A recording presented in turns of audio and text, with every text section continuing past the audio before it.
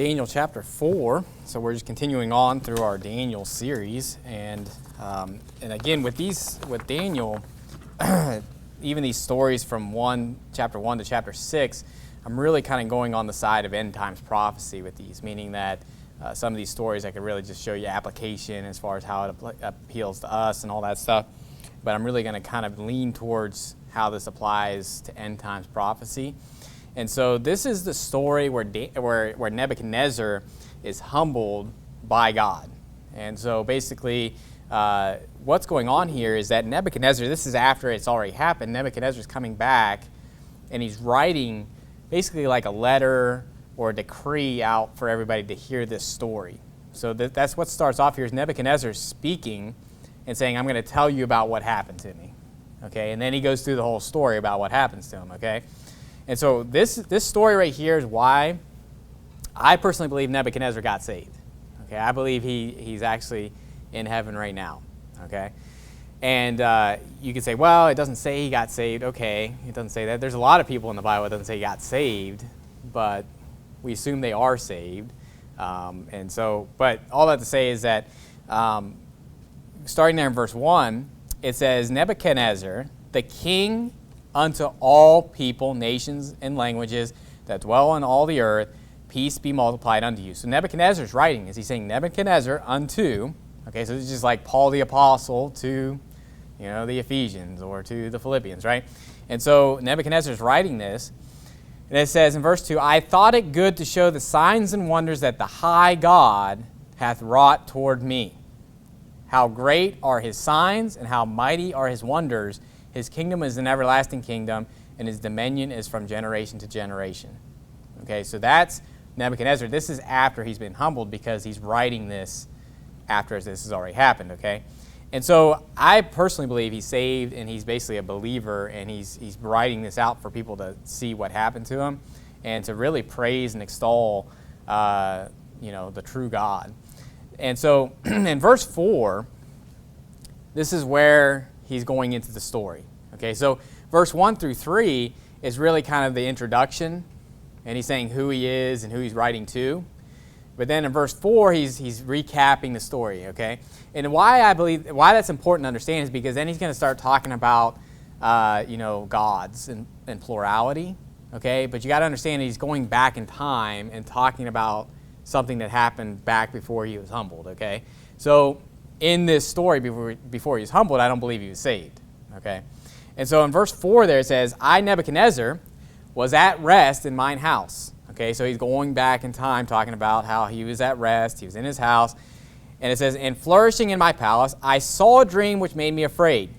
And the thoughts upon my bed and the visions of my head troubled me. Therefore made I a decree to bring in all the wise men of Babylon before me, that they might make known unto me the interpretation of the dream.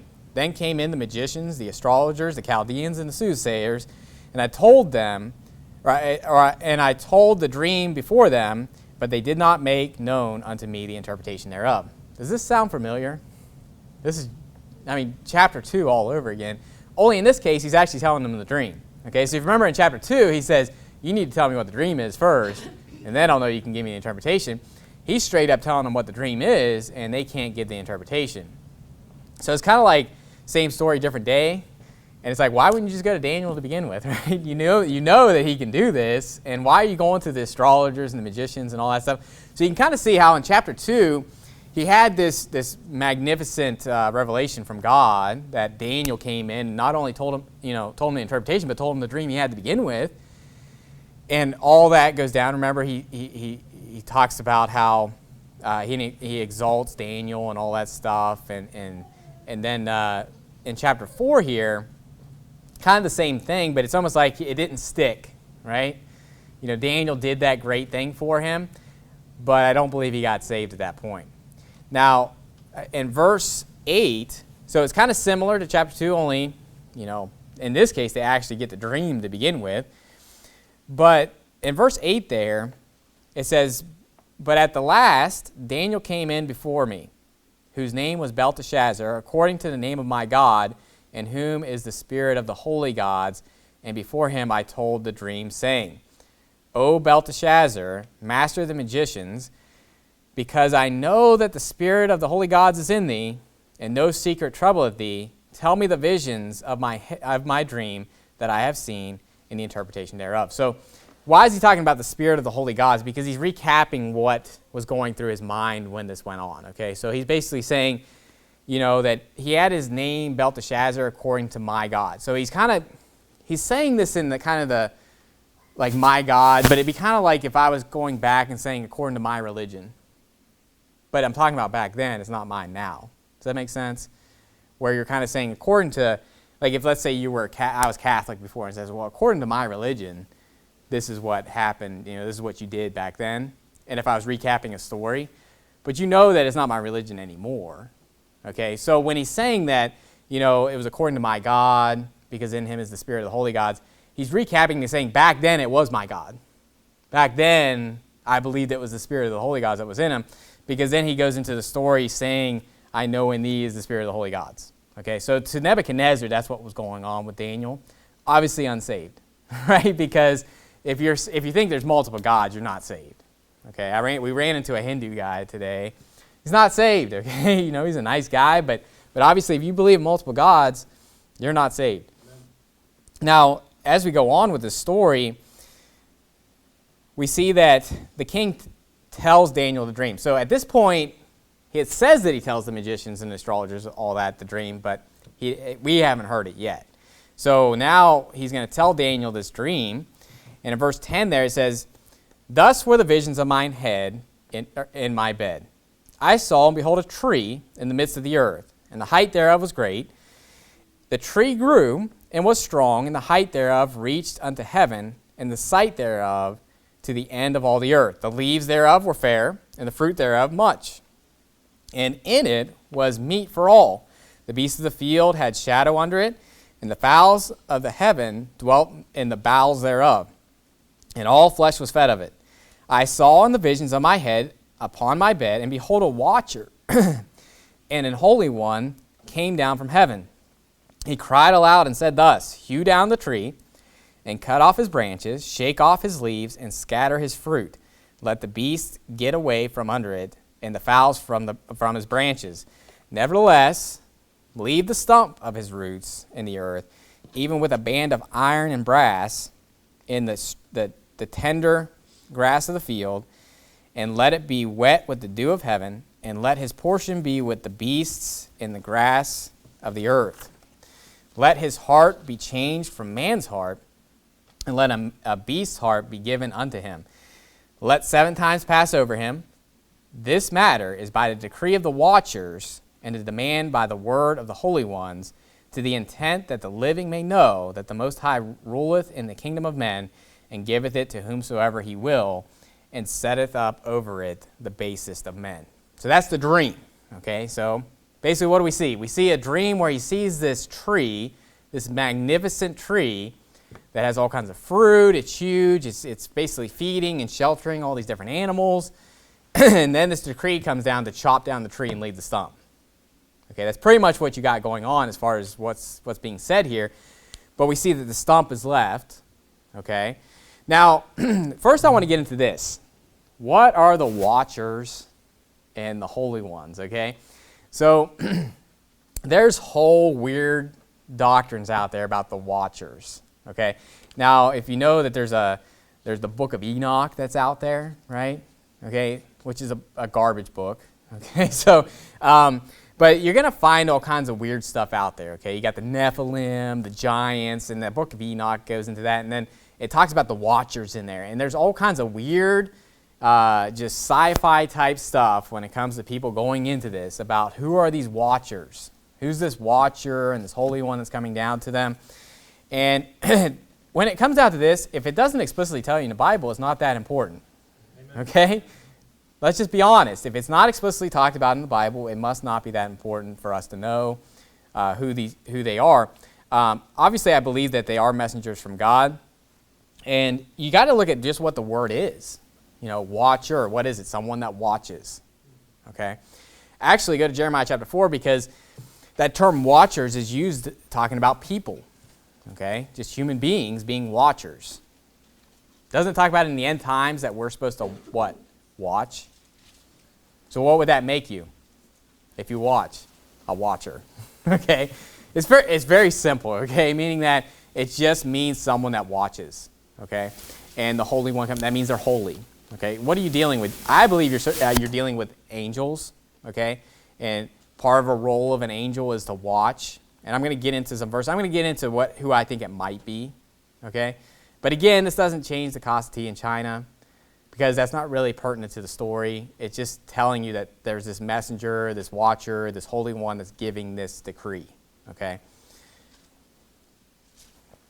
So you don't need to go off into fairy tale land and start talking about some weird angel theories and Nephilim and giants and all this other stuff.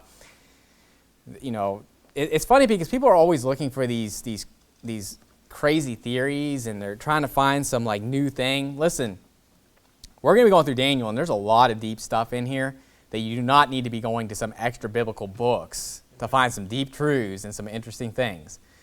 And, you know, I preached a whole sermon on cryptozoology. We talked about satyrs and dragons and all this other stuff. And all that stuff to me is very interesting. Guess what? That's in the Bible, though. Okay, you don't need to go outside the Bible to find some really interesting stuff in the Bible. But in Jeremiah chapter 4 and verse 14, just to get some context a little bit here, it says, O Jerusalem, wash thine heart from wickedness, that thou mayest be saved. How long shall thy vain thoughts lodge within thee? For a voice declareth from Dan, and publisheth affliction from Mount Ephraim. Make ye mention to the nations, behold, publish against Jerusalem, that watchers come from a far country and give out their voice against the cities of Judah. As keepers of a field are they against her round about, because she hath been rebellious against me, saith the Lord. So in this case, we're talking about watchers, but they're just people, right? Keepers of the field. As keepers of the field, they're coming in and they're basically pronouncing judgment against that city. So what could this be dealing with? It could be dealing with prophets, right? Weren't there prophets that spoke against Jerusalem when it was being, before it was destroyed? Jeremiah is one of them. I know we're in Jeremiah, but he's talking about this. And throughout the Bible, you see people coming and pronouncing judgment against cities and all this other stuff. And what's being said here in Daniel chapter 4, a judgment is being pronounced against Nebuchadnezzar. And you think about this, keepers of the field, these watchers that are coming. You think about the fact that in Luke chapter 2, you don't have to turn there, but dealing with Jesus' birth, it talks about in Luke 2:8, it says, and there were in the same country shepherds abiding in the field, keeping watch over their flock by night. So what's a shepherd's job? Is to watch the flock. They're a watcher, right? You could look at a pastor as being that, where they're taking the oversight thereof, they're watching. What's oversight even mean? You're viewing something, you're watching something, okay? And so don't get too deep into these type of things. You see the word watch and you're like, oh, that's some Nephilim thing, It's like, no, it just means what it means, right? Amen. That I believe that these are angels, right? But even in Ezekiel 31 or Ezekiel 3, it talks about how he made Ezekiel a watchman. It says in Ezekiel 3:17, go to Zechariah chapter 6, because that's what I want to show you where I believe that it could be talking about. But in Ezekiel 3:17, it says, Son of man, I have made thee a watchman unto the house of Israel. Therefore, hear the word at my mouth, and give them warning from me. So what's a watchman supposed to do? Warn when the enemy's coming. Warn when danger's coming. What's the watchman doing in Daniel chapter 4? He's warning them through a dream, saying this is what's going to happen to you. Because it wouldn't have happened if he would have humbled himself before that, right? And that's what Daniel gets into, is saying, listen, you need to protect yourself so you have some tranquility and, basically so this doesn't come upon you. Obviously, God knows it's going to, because he knows the end from the beginning. But if Nebuchadnezzar wouldn't have been lifted up in his heart and prideful, it wouldn't have happened to him. Okay? Now, in Zechariah chapter 6, and not to get super cryptic with this, but there's these four spirits of the heavens.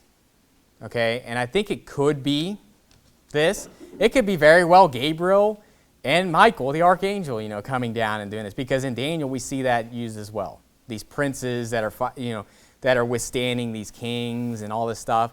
And so obviously Nebuchadnezzar is a king, so maybe you're actually got, the cream of the crop when it comes to angels, right? You got Gabriel and Michael, so it could be them. But in Zechariah chapter 6 and verse 1, just to get some context, it says, "And I turned and lifted up mine eyes, and looked, and behold, there came 4 chariots out from between 2 mountains. And the mountains were mountains of brass. In the first chariot were red horses, in the second chariot black horses, in the third chariot white horses, and in the fourth chariot grizzled and bay horses." By the way, these are the same colors of the horses in Revelation chapter 6. We're not getting there in this sermon, okay? But in verse 4, it says, "Then I answered and said unto the angel that talked with me, What are these, my Lord?" Okay, so he's just asking, what are these? And the angel answered and said unto me, "These are the 4 spirits of the heavens, which go forth from standing before the Lord of all the earth. The black horses, which are therein, go forth into the north country, and the white go forth after them, and the grizzled go forth toward the south country. And the bay went forth and sought to go, that they might walk to and fro through the earth. And he said, Go, or get you hence, walk to and fro through the earth." So they walked to and fro through the earth. Okay? So what are you dealing with here? I believe you're dealing with angels that God has set on the four winds of the earth, basically covering the whole earth to see what's going on, right? And in Zechariah, it talks about how, they see what's going on and the earth is standing still, meaning, and it's not a good thing, meaning that there's wickedness and they're not doing anything about it, okay? And so, and you say, well, it says spirits, doesn't say angels. Well, in Hebrews chapter 1, it says, "And of the angel he saith, who maketh his angels spirits and his ministers a flame of fire." At the end of Hebrews chapter 1, it says, "But to which the angel said at any time, Thou art my son," or "Sit on my right hand until I make thine enemies thy footstool. Are they not all ministering spirits sent forth," or it says, "sent forth to minister to them who shall be heirs of salvation?" So the angels are ministers to those that are saved, right? Or even to those that are going to get saved. Think of Cornelius. Was he saved yet? But wasn't there an angel sent to Cornelius? And didn't he get saved, right? So obviously God knows who's going to get saved, but he uses these angels in order to do that.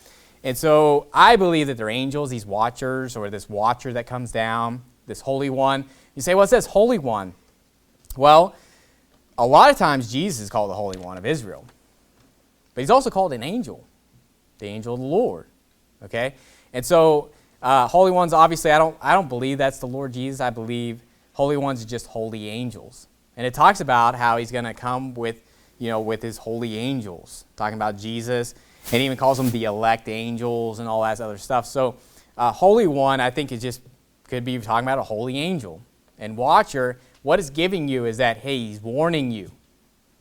Why are they called a watcher? Why is it called a watcher? Because he's giving him a warning. See, the first dream was just basically giving them the facts, right? When he had this statue that he saw, or this image, there wasn't really a big warning. He was just saying, you're that head of gold. And here's all the kingdoms that are coming after you. In this dream, he is telling him, hey, you're this tree. We're going to get into the interpretation, but he's warning him, saying, you're going to be cut down. And so that's why I believe they're called watchers. It's not because of some weird Nephilim giant story that's going on there, okay? And so that goes into the whole sons of God or angels thing, unto which the angel said he at any time, Thou art my son, this day have I begotten thee. They need to read Hebrews chapter 1. That'll really clear up a lot of things about angels, okay? Hebrews chapter 1, Hebrews chapter 2, that'll really help your theology in that. So going back to Daniel chapter 4 and verse 18, we get into the interpretation that Daniel gives of this. So in verse 18, the angel's really giving his heart here when it comes to this dream. So he sees, he's understanding it. But notice in verse 18 it says, This dream I, King Nebuchadnezzar, have seen.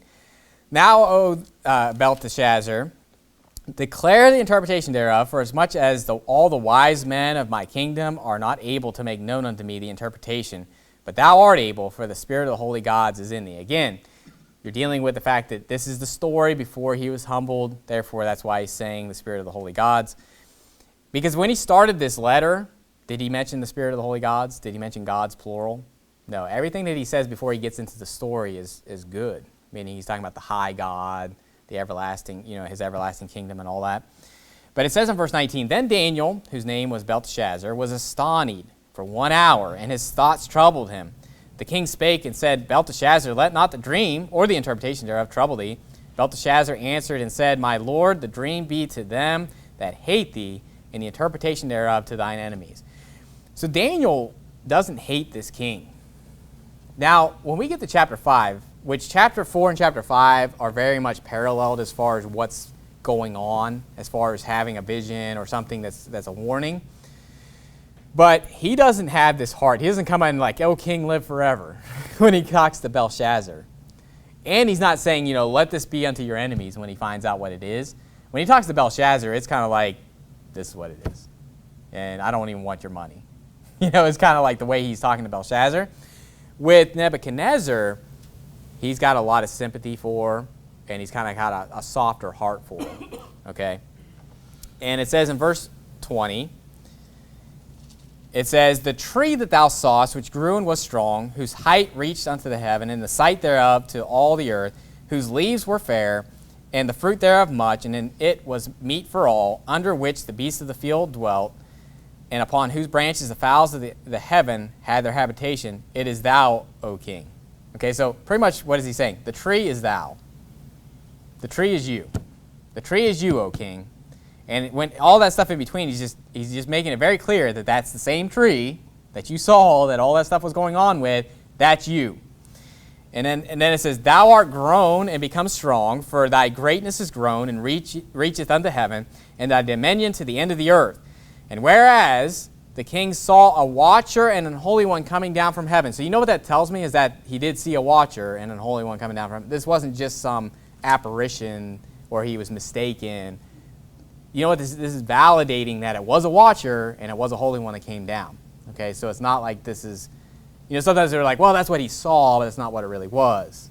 So Daniel is saying, you saw a watcher and you saw a holy one. Okay, and then it says, and saying, hew the tree down and destroy it, yet leave the stump of the roots thereof in the earth, even with a band of iron and brass in the tender grass, iron and brass in the tender grass of the field, and let it be wet with the dew of heaven, and let his portion be with the beasts of the field, till 7 times pass over him. This is in the interpretation, O king, and this is the decree of the Most High, which is come upon my lord the king. So notice that, and also the decree, how it says like this is the decree of the watchers and this is the decree of the holy ones. It's the decree of God Almighty, okay? And so the angels, it's their decree, but it's kind of like it's our gospel. When we say, I'm going to preach unto you my gospel, and Paul says that, is it because it's his own gospel, like it's different? Or it's like his gospel, like it's his good news, like he's the one that produced it?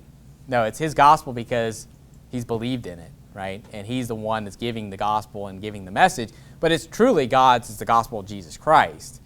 Okay, so I want you to be clear that when it says the decree of the watchers and all that, it's the decree of God. And they're the messenger just giving that decree. And so, and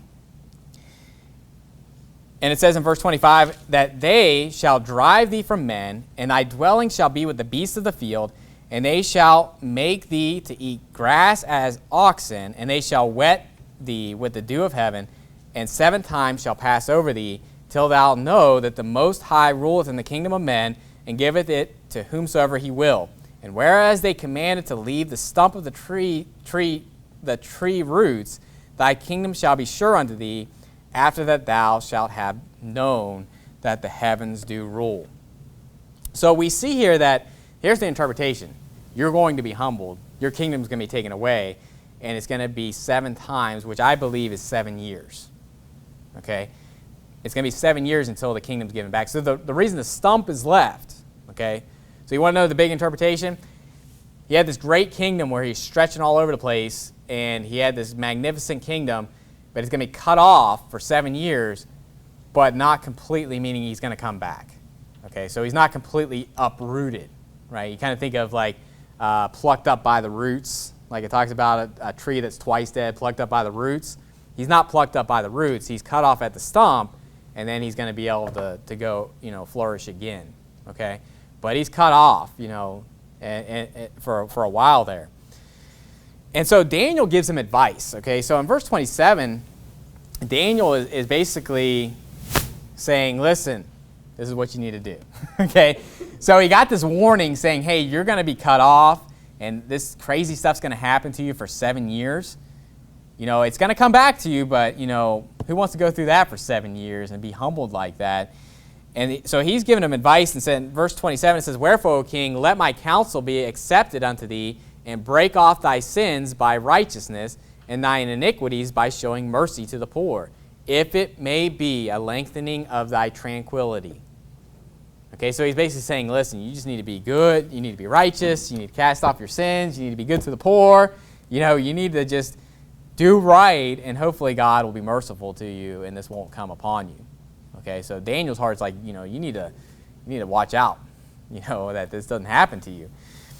And of course it does happen to him. So in verse 28, it says, all this came upon the king Nebuchadnezzar. And it says, at the end of 12 months, he walked in the palace of the kingdom of Babylon. So it's been a year. So he has this dream. A year later, you can imagine he's kind of gone out of his mind. He's not really thinking about it. And then it says, this is where he's going to get humbled. In verse 30, it says, that the king spake and said, is not this great Babylon that I have built for the house of the kingdom by the might of my power and for the glory, or for the honor of my majesty? So notice that pride. I built it. It's my majesty. I did it. Right? It's all me. And so the pride that he has in this. Notice in verse 31, while the word was in the king's mouth, there fell a voice from heaven saying, O King Nebuchadnezzar, to thee it is spoken, the kingdom is departed from thee. So while he was saying it, while he's basically he's still saying, of my majesty, boom, that voice comes out of the sky as he's saying it, saying, you're going to be, the kingdom's departed from you. And in verse 32 it says, and they shall drive thee from men, and thy dwelling shall be with the beasts of the field. They shall make thee to eat grass as oxen, and 7 times shall pass over thee, until thou know that the Most High ruleth in the kingdom of men, and giveth it to whomsoever he will.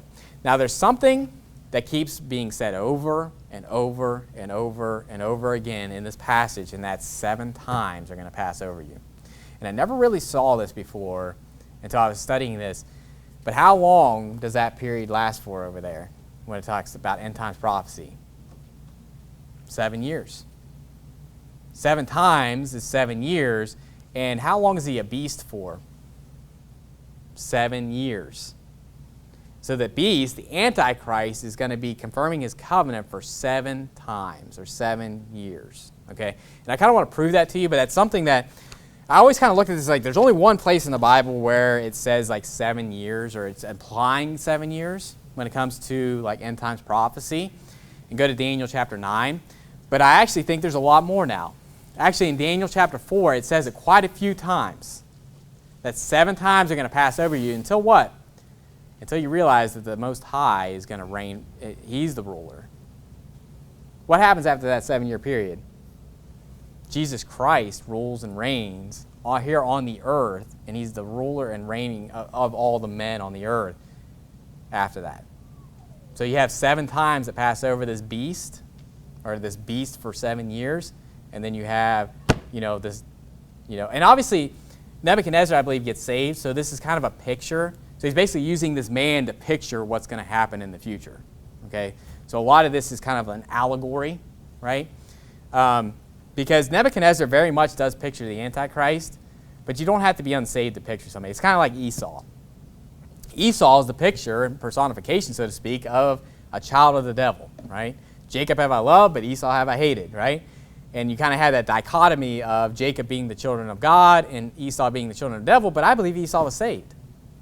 Okay, so just because like someone's picturing something doesn't mean they're actually that. Now Cain was of the wicked one, okay? So Cain doesn't get a pass on that. Cain is a child of the devil, and Abel would be obviously the child of God. But in Daniel chapter 9 and verse 26, and we're going to get to this obviously when we get to Daniel chapter 9, but this, I believe, is where it specifically says that there's going to be the 7-year period, so to speak. And what I want to be very clear is that the beast or the Antichrist is going to be in that 7-year period from start to finish. Okay? And in Daniel chapter 9, verse 26, it says, "And after 62 weeks shall Messiah be cut off, but not for himself." Okay? So all you really need to know about this is that there's 70 weeks that are determined upon Israel and upon the holy people and all that. And these 62 weeks, that's after you've already had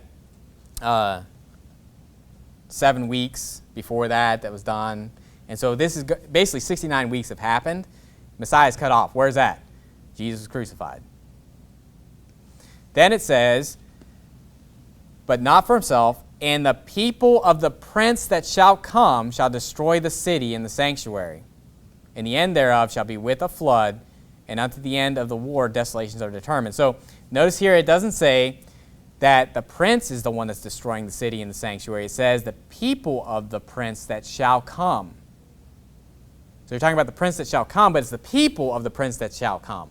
Okay? And so the prince that shall come is obviously the Antichrist, the people of the prince. You say, well, who's the people of the prince? The children of the devil, right? Because who is the prince? The Antichrist, right? And so the people of the prince would be that. And obviously we've had children of the devil since the foundation of the world, and obviously to the end of the world. But notice in verse 27 it says, "And he," so who's the he? That prince that shall come. Okay? So the he is the pronoun, and the prince that shall come is the antecedent to that pronoun. Okay? And so it says, "And he shall confirm the covenant with many for 1 week." So what's that? If you're looking back at all this, and we're going to get into this a little further when we get into chapter 9, but the week represents a 7-year period, okay? And so 70 weeks would be 490 years. Does that make sense? And so 1 week would be 7 years. "In the midst of the week he shall cause the sacrifice and the oblation to cease, and for overspreading abominations he shall make it desolate, even until the consummation, and that determined shall be poured upon the desolate." Abomination, desolation is what's going on there. So in the midst of that week, you have an abomination of desolation. So you have basically 3.5 years, abomination, desolation, another 3.5 years. But it is a week. It's a 7-year period. And so this is the terminology. So in Daniel chapter 4, it keeps saying 7 times, 7 times, 7 times. And you're like, well, what times are you talking about? Well, let's use the Bible to determine what they're talking about. I'll show you that this phrase comes up a lot in the Bible, a time, times, and half a time. And it's very clear that's talking about 3.5 years, okay? But I'm going to show you that it uses that terminology for the first half and the second half, okay? So what do you do when you add those together? You get 7 times. So 3.5 plus 3.5 is 7, okay? So go to Revelation chapter 12. Revelation chapter 12.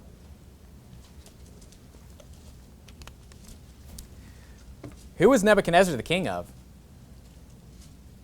Babylon. What are we dealing with in Revelation? Babylon. What we're going to see is that Daniel chapter 4 is dealing with Nebuchadnezzar and using him as a picture to show like kind of the time frame as far as how long the beast is going to be in this, state, right? In 7 years. When you get to Belshazzar, you're going to really see the fact of what's going to happen to the beast. Does that make sense? Like, they're both Babylon, right? Because when you get to chapter 5, you have Belshazzar, who's the king of Babylon. And in Belshazzar's case, he dies, okay? And he's destroyed. And so in this case, you're kind of more so dealing with timeline as far as the beast and all that. And in chapter 5, you're dealing with more so the end game as far as what happens to the beast. So, but in Revelation chapter 12 and verse 6, it says, "And the woman fled into the wilderness, where she hath a place prepared of God, that she should feed her there 1,260 days." You're saying, well, that's not time, times, and half time. Well, I want you to show you this because the parallel, it's going to repeat itself in verse 14. So what happens in chapter 12 is it talks about the story, then it kind of comes back and retells it a little bit with a little more information. And this is all before the abomination of desolation. This is what we would call the beginning of sorrows. Okay, so if you're going to look at that timeline, what you really have for the first 3.5 years is what we'd call the beginning of sorrows, where you have wars, rumors of wars, pestilences, famines, earthquakes in diverse places. Then you have the abomination of desolation that happens in the midst of the week, or in the midst of that 7 years. Then you have great tribulation such as the world has never seen. That's starting off into that other time, times, and half a time. Okay, that's where the Antichrist is going to take power, and he's going to make war with the saints. Okay? So in Revelation 12, verse 14, it says, "And to the woman were given 2 wings of a great eagle." Sound familiar? Because right before that it says the woman's going to flee into the wilderness. And it says that she might fly into the wilderness, into her place where she is nourished for a time, times, and half a time from the face of the serpent. So 1,260 days, or 1,203 score days. That's 1,260, or 1,260, however you want to say it. That gives you 3.5 years, if you use a 360-day calendar. Okay? And then it says with that same time frame, that's a time, times, and half a time. So what do you have? A time, which would be, let's say a time equals 1 year. Times is plural. So in a plural statement, you have to at least have 2. Half a time, what is that? Half a year. So you have time, times, which would give you 3, and then a half a time, which would give you 3.5. Okay?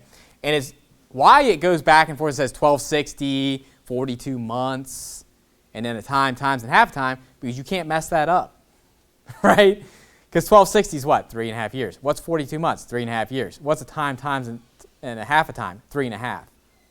Right? So it's very explicit to repeat that over and over again. So it's not 42 years. It's not 1,260 years. Like, you can't mess that up. It's all used synonymously. And it's saying that the very beginning of this, that beginning of sorrows is going to be 3.5 years, or a time, times, and half a time. Go to Daniel chapter 7. Daniel chapter 7, I'm going to show you that same terminology is used for the second half. We're going to get into a lot more timeline type stuff when we get into chapter 7, chapter 12, and I'm going to really I may even bust out the old whiteboard and really get into like showing you the timeline. It's all on that chart, but sometimes that's overwhelming. You look at that chart and you're like, I don't even know where to start on this thing, But honestly, when you really just kind of see the brass tacks of what's going on, all that stuff with all those verses is just saying the same thing. It's just different ways of getting about to the same solution. But in Daniel chapter 7, verse 25, it says, and he shall speak great words against the Most High. So we're talking about the Antichrist, and shall wear out the saints of the Most High, and think to change times and laws, and they shall be given into his hand until a time and times in the dividing of time. So that's where he makes war with the saints. That happens in Revelation chapter 13. And how long does the Antichrist have power for? 42 months. How long did the witnesses, how long are they going to tread under the temple and all that, and Jerusalem? 42 months. How long did the 2 witnesses witness for? 1,260 days. So do you see how it's 3.5 times on before that, 3.5 times after that? Daniel 4 is saying, hey, listen, that beast is going to be there for 7 times, for 7 years. Because the beast is there during that. And I know this is deep, and I'm trying to teach stuff. You got to really go into this knowing this is going to be meat of the word, okay? Meaning that Revelation 6 starts off with the first seal, and what's the first horse that comes out? The white horse, and he that stood on, sat on him had a bow and came conquering him to conquer. That's the Antichrist. That's the beast. The beast is going to be there from the very beginning, but he's not going to come into power to where he's a world leader until the abomination of desolation. And what we're going to see throughout our studies is that beast is going to be there in the wars and everything. He's going to die by a sword, meaning by war, and he's going to raise again, and that's when he's given full power, and that's when he's coming after the saints. So for the first 3.5 years, he is a king, and he is basically a leader, but he's going to die. And then he's going to resurrect, and then he's going to go into perdition, obviously. But he's going to have full power and go into another 3.5 years or 42 months or 1,260 days, however you want to say it. And it really just shows us that, hey, this is, it fits. right? If all this stuff fits together, and I've never really even looked at it this way. I've always kind of looked at Daniel 4 as like, this is an interesting story about how Nebuchadnezzar was humbled. And I always looked at this as far as Nebuchadnezzar gets saved after this, okay? Now, this is where you can't take something that's metaphorical or a picture of something, you can't take it too far and say, well, the Antichrist is going to get saved. He's going to get humbled. You know what I mean? No, the Antichrist is going to be destroyed without hand. The Antichrist is a child of the devil. The Antichrist, his end game is the lake of fire. Okay, there's no redemption for the Antichrist. Okay, but he's using Nebuchadnezzar, since he is the king of Babylon, to picture this. Okay, and this all goes into that 7-headed dragon with 10 horns, and who's the beast come out of? That 7th head and one of those 10 horns. And what does that represent? Babylon. Okay, so this obviously, when you're dealing with Babylon, you're dealing with end times prophecy and, picturing the future. Now, go to Daniel chapter 7. And when we get to Daniel chapter 7, we're going to really be dealing with these 4 beasts. But something that's said here in Daniel 4 about his punishment as far as for the 7 years or the 7 times that's going over him, the one thing that really leaps out to you is that he's given the heart of a beast, and basically his hair became like eagle's feathers.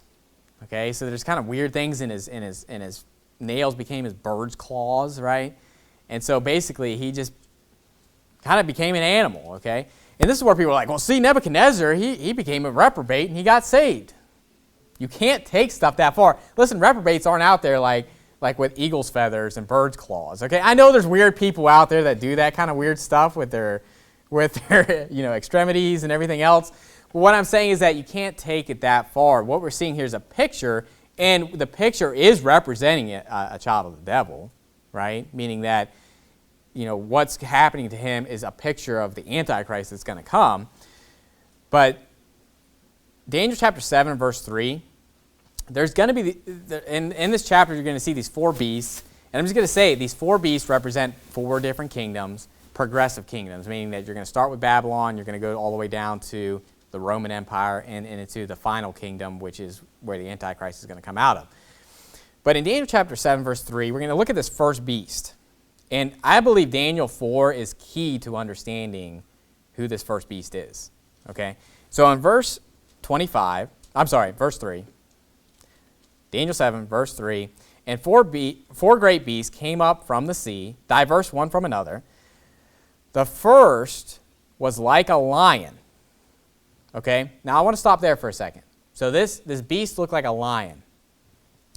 Now, if you remember the image of, the head of gold, the arms, and, the chest of silver, and then the loins and the thighs of brass, right?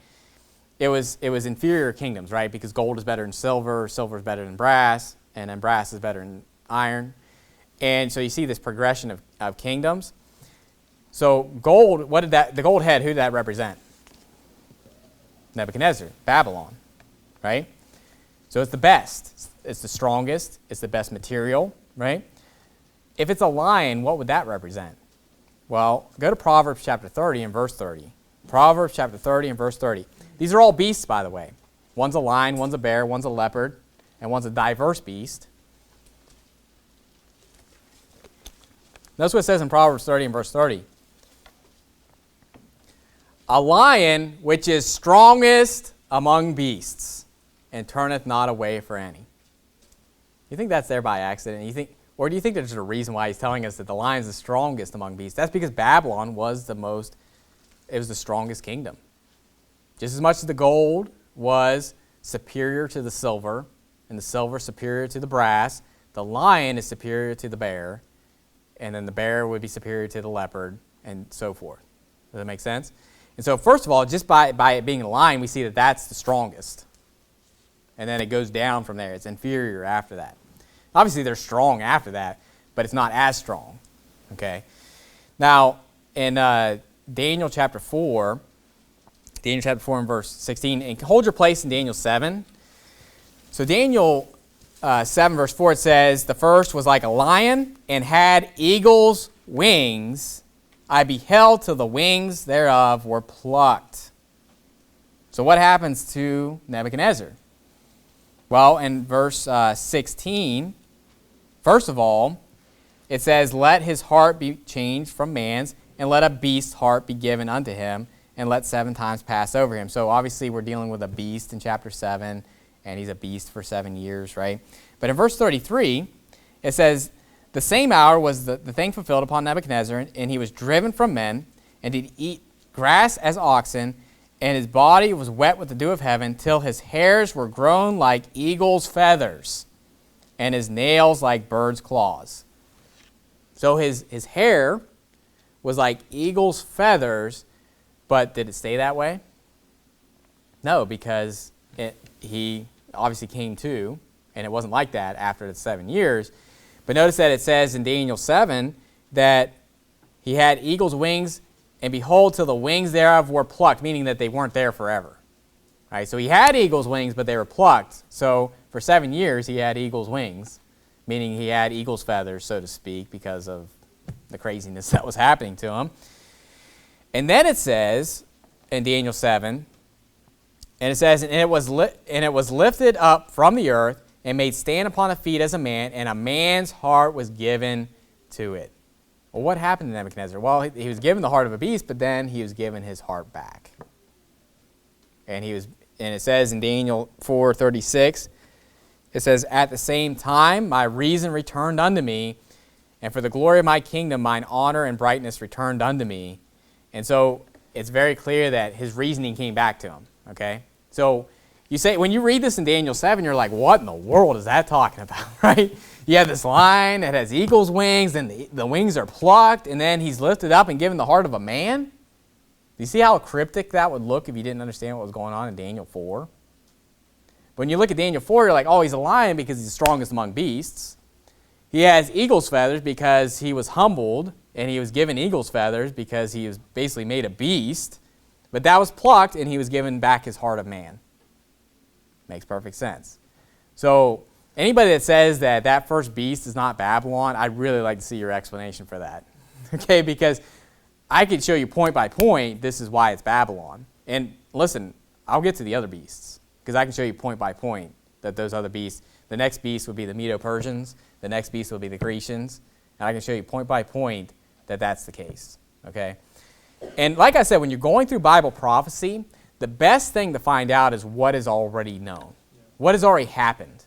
Because once you find out that, hey, these beasts that are spoken of in Daniel 7, these first 3 and then the fourth one, at least the first 3, those have already come and gone.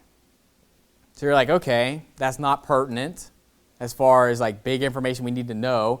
This isn't Russia, right? Because I've heard people like, oh, the bear's Russia, and the lions, America, and or something, Sometimes they don't say America because America's obviously, but America has eagle's wings, right? We got the eagle, the bald eagle, right? And they'll just make up stuff. But you can see how people do that, right? The bear's California. No, I'm just kidding. But people can just throw out stuff, and they got all these weird theories, but there's no Bible to back up any of it.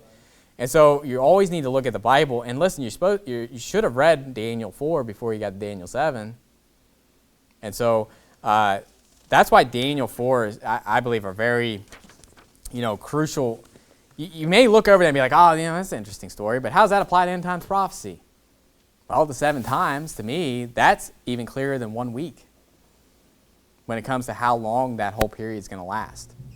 By the way, it doesn't say 7-year tribulation in there, does it? Okay? Just want to point that one out there. It doesn't say that in Daniel 9. It doesn't say that here. Actually, the beast, if anything, is going through tribulation, through that whole time. But it is kind of interesting how God uses that as a picture, that he's saying that you're going to be a beast for 7 years. And there's going to be a beast for 7 years. And that's what he's called more than Antichrist. Actually, Antichrist is only mentioned in 1st and 2nd John. That's the only place you'll find that phrase, Antichrist. Now, I'm not against that phrase. I think it's a biblical phrase, obviously. But in Revelation, what's he called? The beast. And then you have the false prophet, and you have the dragon, right? And so you have the beast that's mentioned over and over again. And so when you're seeing like this beast that's coming out of the sea, And in Revelation 13, you see a beast coming out of the sea that has the head of a lion and, the paws, the feet of a bear, and it looks like a leopard. Oh, that's interesting. That's like Daniel 7. So all I have to say is that it's very interesting stuff when you're dealing with this. But going back to the story with with Nebuchadnezzar, he is humbled and restored. And we see that where his, in verse 33, we already kind of read that, where his hair grew as eagle's feathers and his nails like bird's claws, and he was eating grass like an ox. I mean, this is kind of crazy, right? Basically, he became an insane person, right? His sanity was taken away, because that's what keeps being mentioned later, is that his reasoning came back to him, right? And so he basically got his sanity back. And so in verse 34 of Daniel 4, it says, "And at the end of the days, I, Nebuchadnezzar, lifted up mine eyes unto heaven, and mine understanding returned unto me." Okay, so there's where he's he's given the heart of man. He's been lifted up upon the earth, right? He's down there like an ox, eating grass, and he's being lifted back up to where he should be. He's walking on 2 feet again. The eagle's feathers have been plucked. And it says, "And I blessed." Now, this is what's interesting, because after this is where he really gets into, he's not talking about gods anymore. He's not talking about the spirit of the holy gods. He's not talking about, Belteshazzar with my God, and going into this. Notice this. This is where I really believe and why I believe he's saved. It says, "Understanding returned unto me, and I blessed the Most High, and praised and honored him that liveth forever, whose dominion is an everlasting dominion, and his kingdom is from generation to generation. And all the inhabitants of the earth are reputed as nothing, and he doeth according to his will in the army of heaven. And among the inhabitants of the earth, and none can stay his hand, or say unto him, What doest thou? At the same time my reason returned unto me, and for the glory of my kingdom mine honor and brightness returned unto me. And my counselors and my lords sought unto me, and I was established in my kingdom, and excellent majesty was added unto me. Now I, Nebuchadnezzar, praise and extol and honor the King of heaven, all whose works are truth, and his ways judgment, and those that walk in pride he is able to abase." That's a great ending. What a conclusion. When you think about, let me tell you this story that happened to me. And then he ends off that all those that walk in pride he is able to abase. What happens to the Antichrist? The Leviathan is mentioned as being the king of the children of pride. What's the Leviathan represent? That 7-headed dragon, that beast. What happens to that beast? He's going to be thrown into the lake of fire. He's going to be destroyed without hand. He's going to be completely demolished. And he's saying all those that walk in pride he's able to abase. Because what happens at the Battle of Armageddon? Jesus Christ comes out on a white horse, and guess what? All of us are coming with him on white horses, holding 2-edged swords in our hands, and his whole army is going to be destroyed. And the beast and the false prophet are going to be cast into the lake of fire. But everybody that takes the mark of the beast, all the children of pride, will be abased, and the fowls of heaven are going to eat their flesh. That's the end game. But Nebuchadnezzar sees that now. He sees, hey, the true God, he's the one that's able to basically put in whoever he will. And so you see this whole story with Nebuchadnezzar, and it basically the whole time is saying, 7 times they're going to pass over you. 7 times they're going to pass over you. You're going to be like a beast. 7 times they're going to pass over you, until you realize that the Most High is the one that reigneth. And what happens when he puts the beast and the false prophet into the lake of fire? He rules and reigns for 1,000 years, and yea, for all eternity after that. And when we get to chapter 7, we're going to be seeing that. And one thing that keeps saying over and over again is that it's going to be given to the saints of the Most High. We are going to get that kingdom. And so all the children of pride, they're going to be abased. And then all God's children are going to be exalted. Okay? Think of James chapter 4. Go to James chapter 4. If anything, this is a good sermon to be humble, not to be lifted up with pride, because God is able, and I believe he will, one way or another, abase those that are full of pride. And this doesn't just apply to reprobates, okay? This applies to Christians as well, because Christians can be lifted up in pride just as much as anybody else. And so James chapter 4 and verse 5, it says, "Do ye think that the scripture saith in vain, the spirit that dwelleth in us lusteth to envy? But he giveth more grace. Wherefore he saith, God resisteth the proud, but giveth grace to the humble," or unto the humble. And so we need to take heed to this too. Not to be lifted up and say, well, I did this. It'd be kind of like if I, later on we see many people saved, the church starts growing, and I'm just like, man, look what I did. Look what I accomplished. You might want to step away from me for a second because the lightning might be coming down to hit me, okay? Meaning that would be ridiculous to say that any of this was just one man or just any of us, because it's God who gets the glory. And anybody that gets saved, listen, I know we're the vessels, and I know we're the ones that are preaching the gospel, but listen, God's the one that gives the increase. And he's the one that needs to be exalted. And, that's why, I'm all for winning a lot of people to Christ, but we need to make sure that those people are actually getting saved. We're not about, just having numbers just to have numbers. It's not about some kind of prideful thing. Well, I got this many people saved, and I got this many people saved. And that's why I love, when we read Brother Richie's, updates, is I know that he's very conservative because I've gone soul winning with him. And there's been times where I saw him lead someone to Christ, and he's like, I'm not counting that. I'm like, really? You're not going to count that? And so I know his heart on that matter. And listen, everybody's going to have false conversions. There's always going to be people that you think got saved that didn't get saved. But I'd rather have the attitude of someone that says, you know what, I'd rather just say I didn't win anybody. And it comes down to humility when it comes to that. Right. And listen, I don't come back and I didn't win someone to Christ and be like, man, I'm a horrible Christian. If you had that attitude, you're missing something here, okay? Because no one ever said that you're going to force people to get saved, or just because you don't get someone saved that you're a horrible Christian. So, but I did want to, I don't know if I have time. I don't know how long I've gone because we're so different all the time. There's one story. Go to 2 Chronicles chapter 33. And I'm probably not going to read all this, but there's another story that's very similar to this, and it's dealing with King Manasseh. King Manasseh was a very wicked king. He killed his own son. He sacrificed his own son and had him pass through the fire, but he humbled himself before God. And you say, well, Nebuchadnezzar, he's going to get saved. He's like the picture of the Antichrist. Yeah, he is in a lot of cases, but there's a lot of good people in the Bible that are pictures of bad things too. And so Manasseh, I don't know if he got saved. I don't have as much confidence in Manasseh, but I do know one thing. He did humble himself. Now, Manasseh is the reason that Judah was taken into captivity by Babylon. Basically, it was because of the sin of Manasseh that even happened. And basically, kings after him were staying the hand of God's judgment until it finally was enough.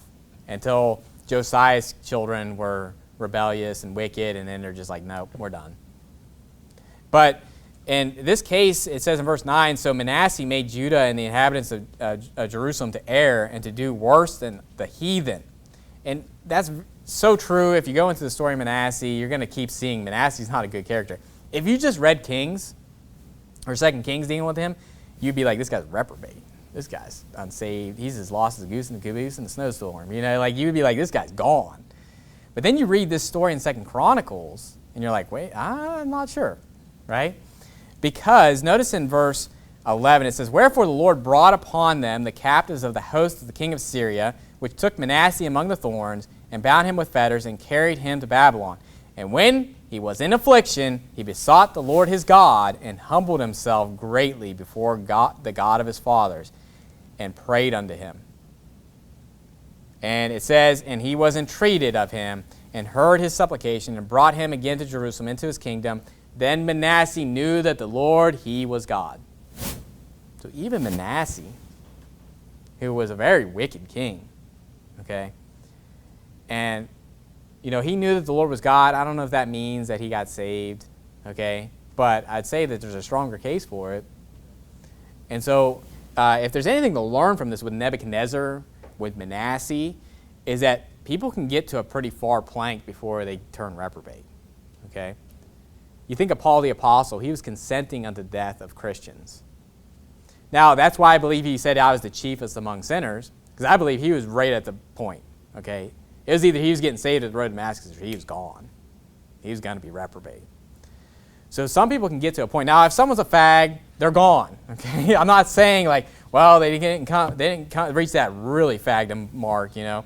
Listen, if they're lusting after men, if women are lusting after women, they're gone. That's just the fruit of being a reprobate. But what I'm talking about is someone that's wicked or just, into, really bad sins and stuff like that. Because murder is a natural sin, right? It's not good. Adultery is a natural sin. Fornication is a natural sin. All that stuff is wicked as hell, but it's natural things. And so sometimes we have to just remember that some people can get to a really far plateau when it comes to how far they can go. But I think Manasseh, if he did get saved, he was right at the cusp of being a reprobate. I thought he was until I read 2 Chronicles, right? And so it's interesting, with Nebuchadnezzar and Manasseh on them being humbled by God. And you don't want it to come to this, though, do you? Do you want to become a beast for 7 years and eat grass like an ox? Do you want to be taken captive? And listen, Babylon USA, better listen up. Because, we're on our high horse right now. We're living in luxury right now. But do you think God can't abase our country? And listen, if it isn't Babylon USA, if it isn't Revelation chapter 17 and 18, it will be abased. The blood of the children that are being slain every single day will be accounted for. And, it should be a warning. How about the watchers, I'm sure, are declaring judgment on our country now because of all the wickedness that's going on. But will they hear the call? Will they heed it? Will they, as Daniel was saying, to do righteousness and do away with his iniquity? Will they hear that call? Or will it just fall on deaf ears? And will they see the judgment of God? And so, I can't breathe now, so we're going to end with a word of prayer. No. Dear Heavenly Father, we thank you for this evening and just thank you for the souls that were saved today. And Lord, we just thank you for this chapter. And Lord, it's just amazing how chapters of the Bible that maybe just didn't seem like there was a lot in it, or just, you may think that there's not a lot of things to pull out of it, and how there just always is. And Lord, we just pray that you'd help us to understand the book of Daniel as we go through it. And Lord, to not only to just see the end times prophecy, although that's very interesting, but also to see how it applies to us, or how it would apply to us in the end times. And Lord, just pray that you be with us as we have some fellowship with Brother Richie as he's in town. And Lord, just pray that you'd be with us throughout the week, lead us to people that need to get saved.